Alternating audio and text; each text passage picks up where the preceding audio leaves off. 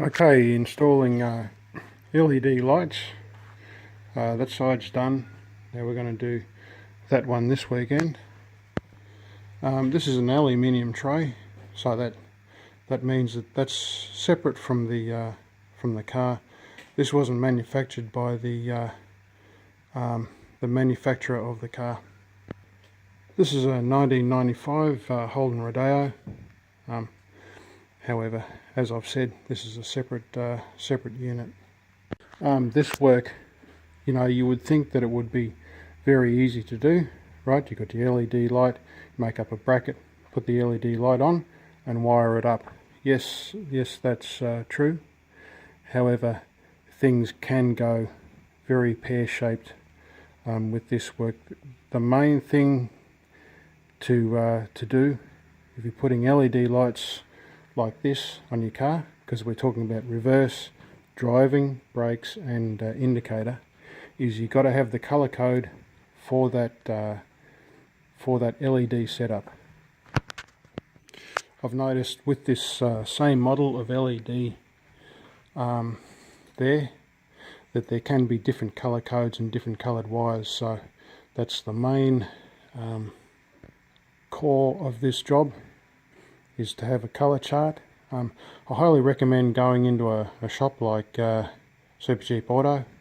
I can't recommend Repco, because I feel that I've been ripped off there price wise a few times, but I'd go into a shop for this. I wouldn't get it on eBay, because chances are it'll come without its color chart. Okay, the next thing to do is launch into this sea of information here. So that's my notes. I will go through these notes in a sec.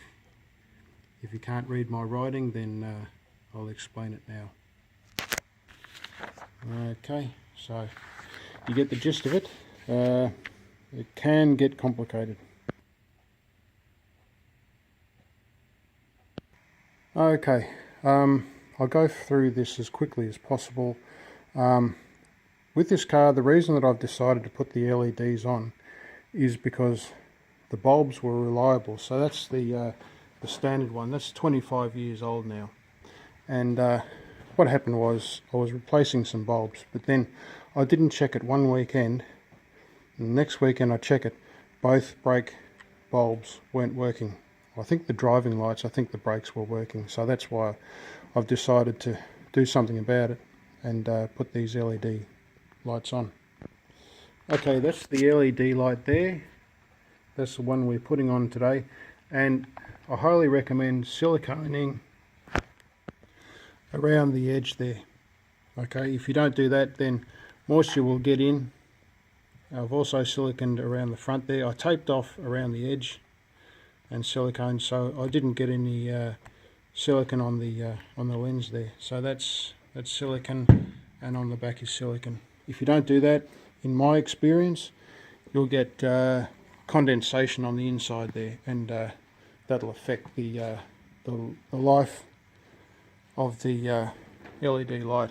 That's what was happening here. You can see there's rain on there, it's been outside, and yet because I've siliconed around this edge, then there's no condensation on the inside there. Second to having the color chart, it's important to establish what is the driving and brake lights. Okay, so I'll demonstrate that later on. So what we're going to do is at the brake light assembly, we're going to cut on the inside. I'll just go around to the other one. Okay, so here, that's the brake light there, brake light assembly. We're going to cut one of these wires. One's the driving wire, one's the brakes, and we're going to find out what's driving and what's brakes. It's very, very important to label these wires up. If things go wrong, remember to check your fuses. Okay, so if you've got a cross wire, the color chart's not right or whatever, keep on checking your fuses, because I had to replace a few with this one here. On this vehicle, the fuse boxes are here. under the steering wheel and here in under this box, and there's wiring diagram there.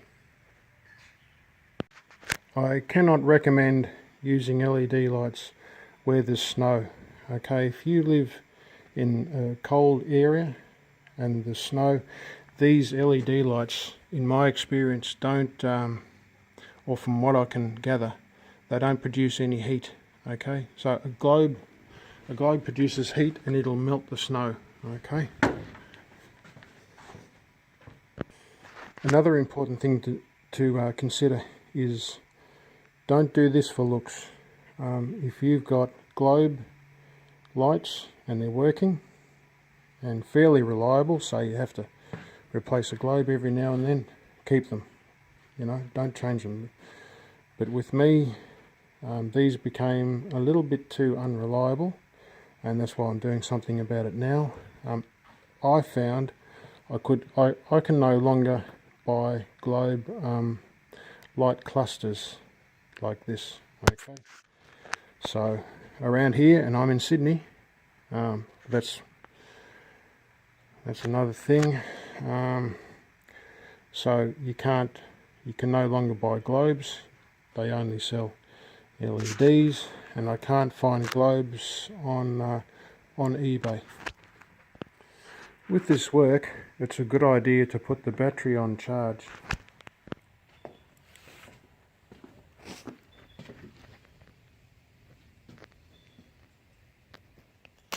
The reason for that is if you wire it up and you turn all your lights on and it doesn't work, okay, then you're in trouble.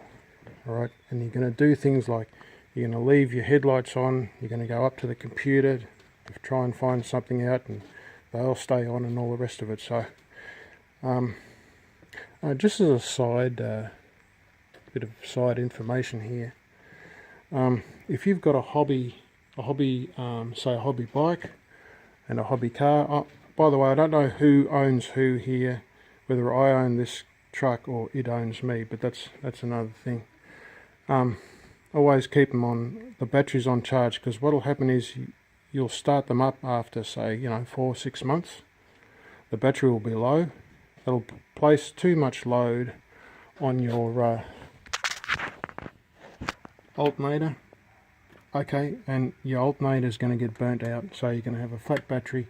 The alternator is not going to work, and that's not good. So keep the battery on charge. When you do the mock-up for the wiring, to hold the wires together that you've just twisted together, use this paper tape. If you use the electrical tape, this will it just falls off, whereas I think this has got more adhesion. You're going to need fuses. As I say, if you wire it up as far as you can tell all correct, and you come back out here and find that it's all cross-wired, like you put the indicator lights on and the brake lights are flashing, then you're in trouble. Okay, and you could blow fuses, so you'll need fuses. Another important thing, for the reverse lights to come on, the engine's going to have to be running, and this is in a manual.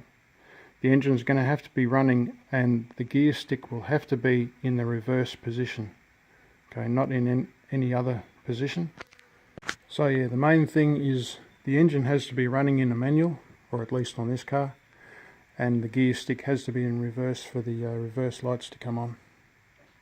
So it's important to label up the wires, like where they come from,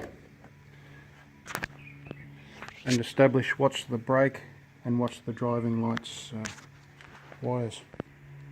This is a wiring diagram for my LED lights. So that's the black is the negative, and that goes to the black wire on this truck. So on this side, your wires are going to be different because not everybody uses the same wires or wire colours when they manufacture this. Okay, go up to the computer now. I'll show you where I got this LED light from, and hopefully some of the possible other wiring colour codes. I know there's a lot of information at the start of this video, but you know, if things go wrong, you're going to have to know this stuff. Okay, just very quickly, that's my LED there. That's the seller. So we'll just scan through here and we'll see there's no colour code anywhere there. Okay. So there's one possible colour code. I'll just go back to my LED lights and just check there. Yeah, with mine, as we can see, they're all, there's no colour codes there and no colour codes there. There's another colour code from another LED light. That's that one there. There's another colour code, so you get the idea. They're all different. Same as mine, but I don't think I've got the brown. So yeah, problem. The mounting plate is that's 100 by 187 wide millimeters. This hole here is 6.5 millimeters. That's for the bolts to go through. However, this hole here is going to be a bit of a challenge. That's to bring the wire through, and this grommet here has to pass through it. My best guess is that that's 10 millimeters, and I had to use this drill with a chuck in it to get that done. Okay, this bracket is riveted in 3 places along the top.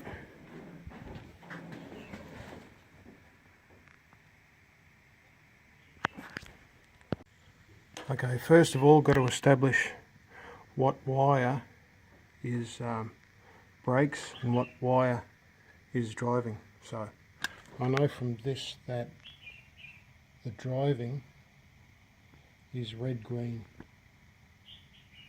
and the other ones, the brakes are green, so that's brakes and that's driving. So okay, what I'm going to do here is cut the green. Not too close, because there's a chance I may have to put this light assembly back. So I'll cut it about there.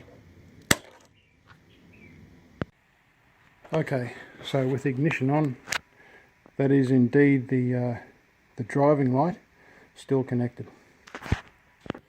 So just to be clear, with the ignition on and the lights on, the driving lights are on.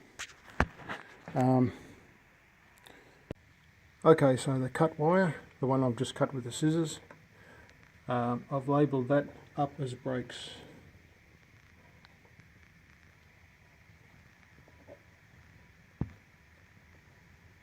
Now every globe has a ground going to it. That might not be showing up too well there. That black wire is the ground. There. So with the LED lights, it's just got one main ground wire, so you don't run the ground to every globe. So I'll just put a G on this for good luck, but that's black. Black is ground on this side of the car side, not the LED side. Okay, so that's it. The wire cluster here is now separate from the light assembly. Okay, so what have we got there? We've got reverse on the left hand side. We've got indicator, and we've got driving and brakes. Okay, so now this has to come off, and last time these bolts wouldn't release because that's 25 years old. So I think I came around the front, and what I did was I literally drilled around the bolts, although on this one it seems different. There's no bolt. Okay, well anyway, I removed that and let you know how I did it. You can see that the plastic's cracking there, getting old. Not so much on this side, it's not too bad. It looks like I've done some silicon work there. There would have been like a break or a gap in that. I've fixed that up with silicon. But anyway, oh, this is interesting. This one's got a rubber flap. The light on that side didn't have this, so somebody's removed that in their wisdom, and that's the bolts there connecting in behind there. Well, that's not used, of course, but this up the top here. So this is an upside down right hand unit. Okay, it's a bit complicated because I've got this reverse light going into this cluster now.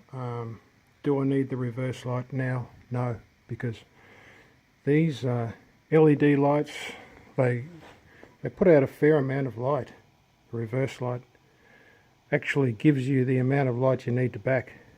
Like the old days, all you had was a globe. But anyway, I'm going to keep it because, you know, you don't know for instance, one of the other reverse lights might fail. But anyway, so there's reverse there.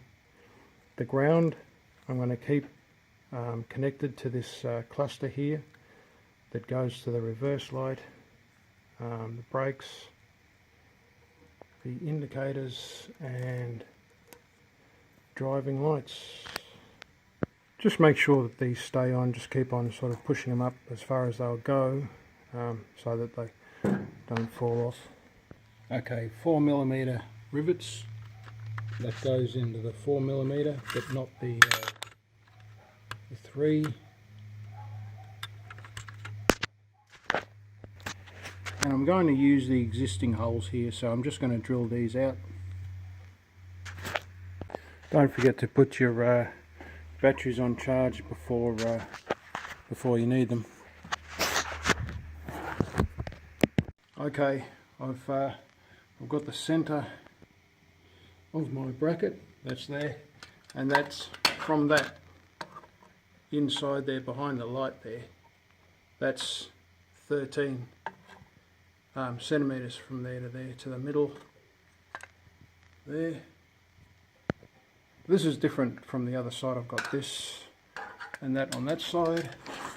On this side, this is somehow been removed or come off, but this is the actual mounting plate for the other one, and I've measured from this because that's constant from there to there, so I've got that on the other side.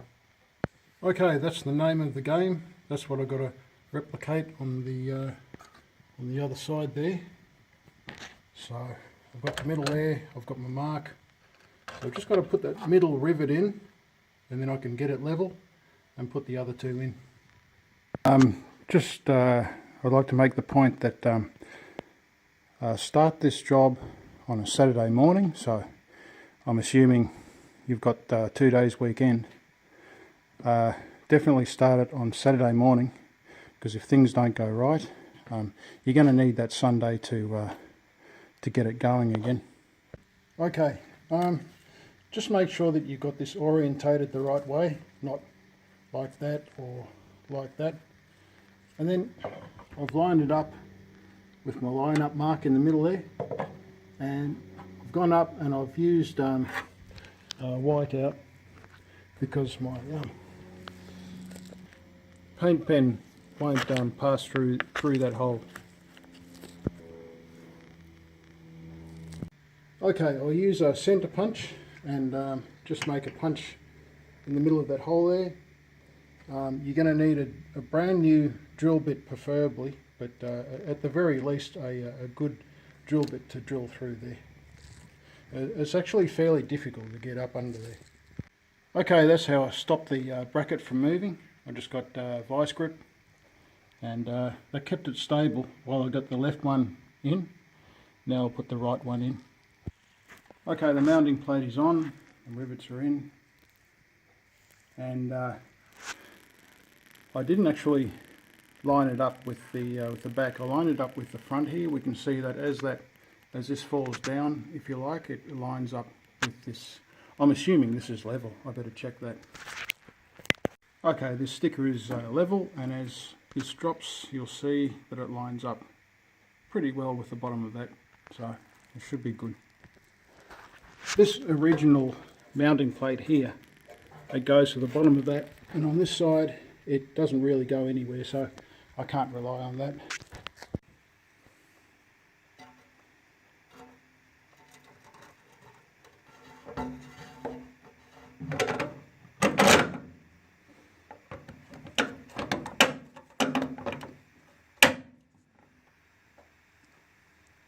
The mounting plate seems level. No, my apologies to the manufacturers. This is level. Okay, this is good. This is 48 millimeters down there, 48 millimeters down there. Okay, well that's what I've got. As you can see, it's not level.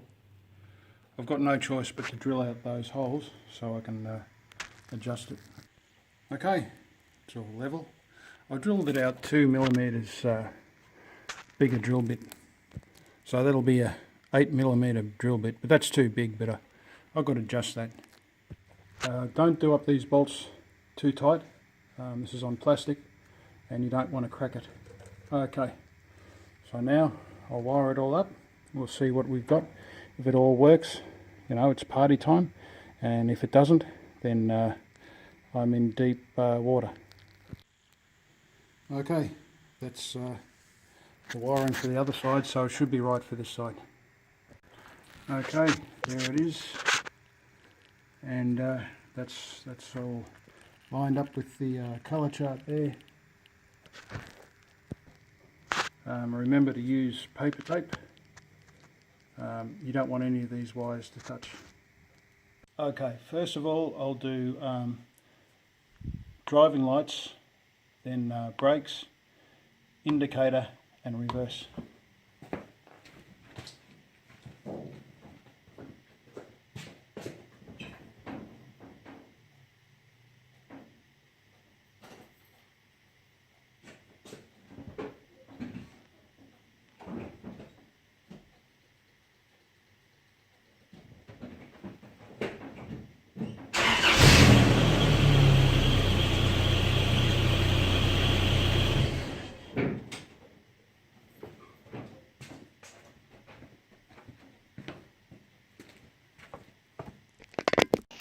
So that's all good. If at this point you're having problems, it's best to go to the start of the video, and that may help around about where I go and show the other color codes where I'm looking through my eBay account there. There are different color codes, and just keep trying. If you're having problems at this point, hopefully it wasn't too hard for you to remove the other reverse brake light and indicator assembly and just put it back on. You may have to resolder it or put it back temporarily until you find out more. Okay, here's a bit of a strange story to you. A couple of days before I put this LED in, the blinkers or indicators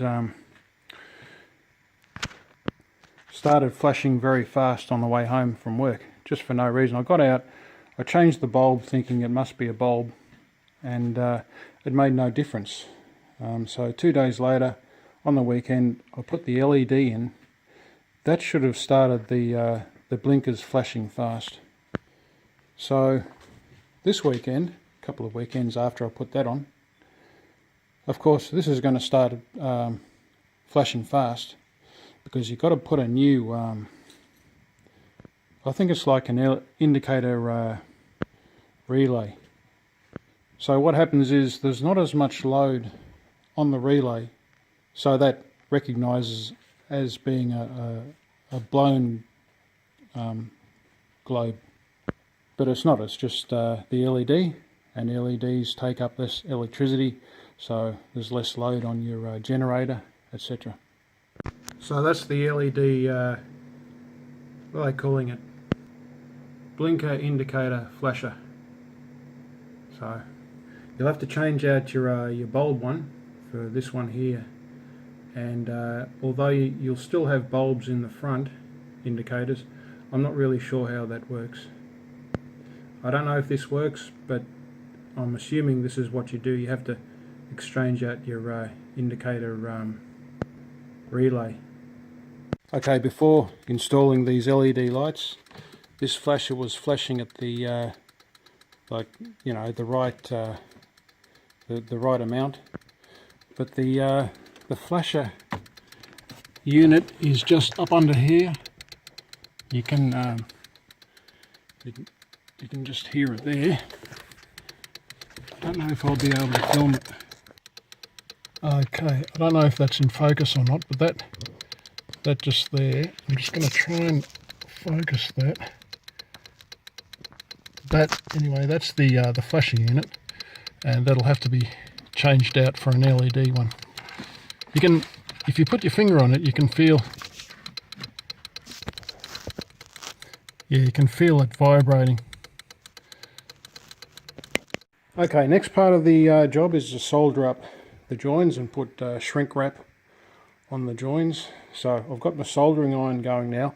I don't recommend soldering irons. You can get these little like little burners.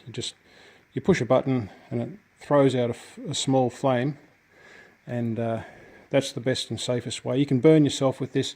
If you're going to use a soldering iron, you need to wear gloves, not plastic gloves, leather gloves like that. Okay, this one will be next. That one's done. So this is the driving lights.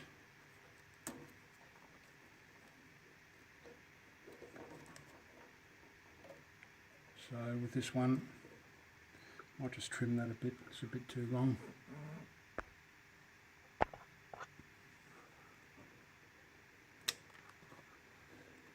Okay, first thing you do is to put flux on it.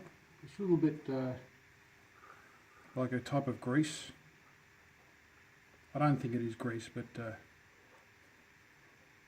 you get that at the hardware shop where you get your soldering iron or your burner, a little gas burner, or whatever you decide to get. A little bit short,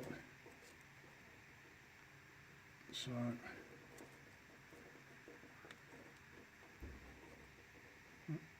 you know what I've forgotten? Don't do that. Don't do what I've done. Must put the shrink wrap on first.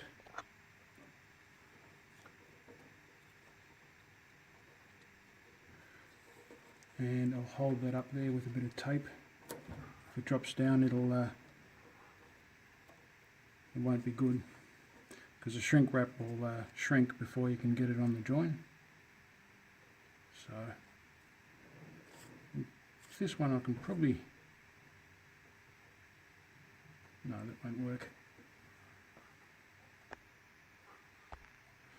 Did I remember to say to put the soldering iron on some cement sheet, and make sure it doesn't move. If it goes onto the carpet, it'll burn it.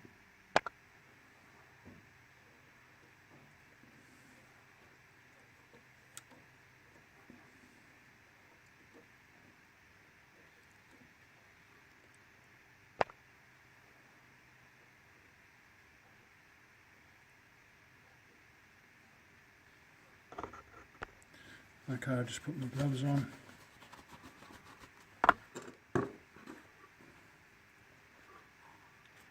Okay, my shrink wrap's already on.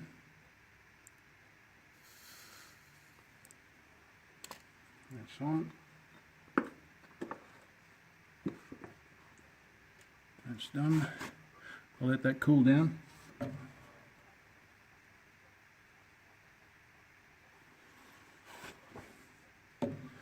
give it, I don't know, 20 seconds or whatever. Okay, give it a test.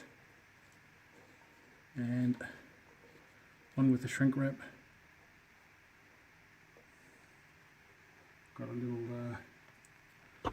lighter here.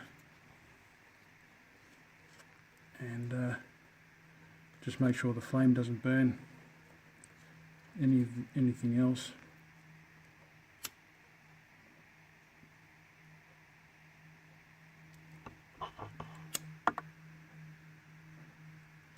Okay, and that's done. Okay, I'll show one more. That's the indicator. So again, same thing, shrink wrap.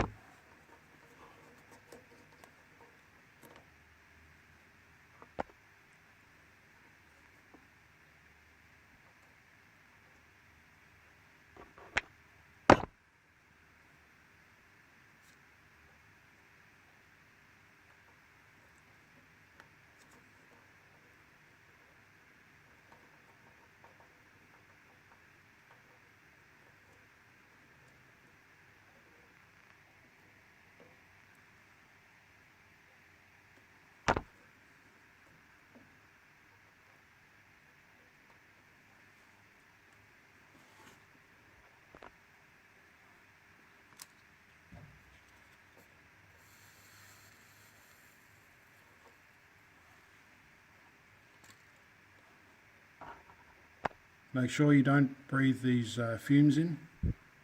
Okay, just give a wave around with a hand just to get rid of the fumes. Okay, that is quite important. Make you sick, whatever that means these days. Okay, shrink rack time. Make sure that's centered over the join there.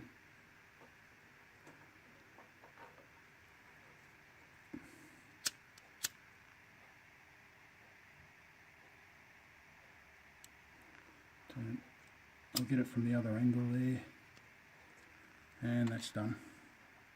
Okay, it's a really good idea at this point to just stand back and test the work that you've done. For instance, this was actually around the wrong way. Okay, so now it's as it should be, and yeah, some of the things you find are a little humbling, but it's better to find them early, and in this case there really was nothing. It was just unscrewing the screws and flipping it around. Okay, we'll do a test. The new one is the one on the left. We've got driving lights, and I'll do indicators, brake lights and reverse.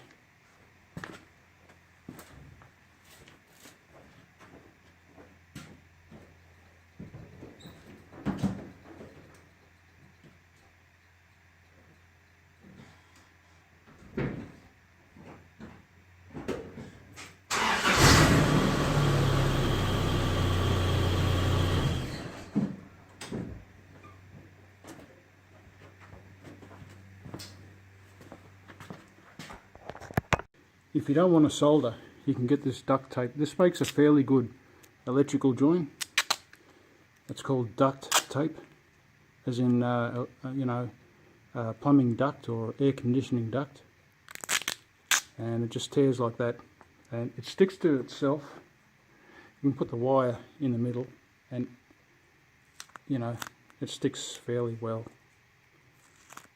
It's not the plastic PVC tape. This won't last all that long. Okay, well I started at say 11:30. It's now 3:15, so you know, that's approximately 4 hours, right? And I'd already done the right hand side one before, and I had problems with that one, with the wiring. So, you know, You want to start on a Saturday morning. Give yourself plenty of time, do your research. It's going to be a lot easier if you've got the correct wiring colour code.